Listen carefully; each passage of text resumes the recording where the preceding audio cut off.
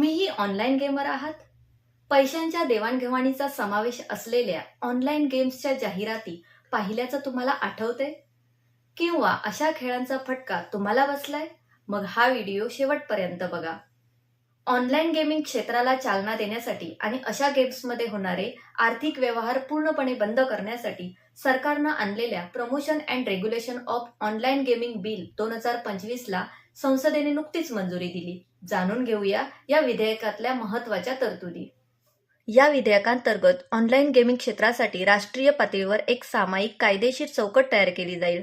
यामुळे E sport, शैक्षणिक आणि सामाजिक ऑनलाईन गेम्सना चालना मिळेल. त्यांच्यावर सरकारचं नियमन येईल. तसंच याद्वारे कौशल्य विकास आणि डिजिटल साक्षरतेलाही प्रोत्साहन मिळेल. प्रशिक्षण, जनजागृती कार्यक्रम, अनुदान आणि पायाभूत सुविधांद्वारे सरकार या क्षेत्राला मदत करेल. या कायद्यांअंतर्गत एक स्वतंत्र प्राधिकरण स्थापन केलं जाईल.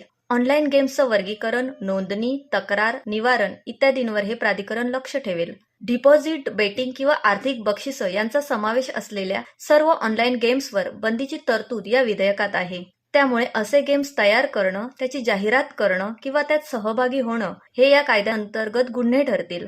तसंच अशा प्लॅटफॉर्मवरून पैशांची देवाणघेवाण करू देणाऱ्या आर्थिक संस्थांवरही बंदी येईल.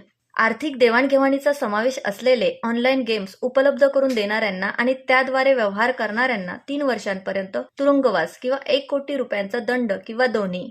अशा गेम्सची जाहिरात करणाऱ्यांना 2 वर्षांपर्यंत तुरुंगवास किंवा 50 लाखांचा दंड किंवा दोन्ही. असेच गुन्हे वारंवार करणाऱ्यांना 3 ते 5 वर्षांपर्यंत तुरुंगवास आणि 2 कोटी रुपयांचा दंड ठोठावण्याची तरतूद या विधेयकात आहे.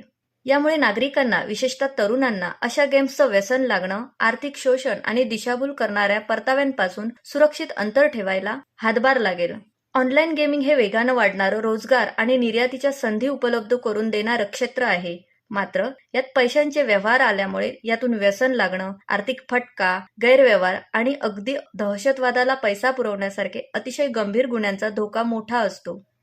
त्यामुळे अशा गोष्टी काळजीपूर्वक टाळून डिजिटल गेमिंग सुरक्षित, सर्जक आणि जबाबदार करायच्या दिशेने हे विधेयक म्हणजे एक महत्त्वाचं पाऊल आहे.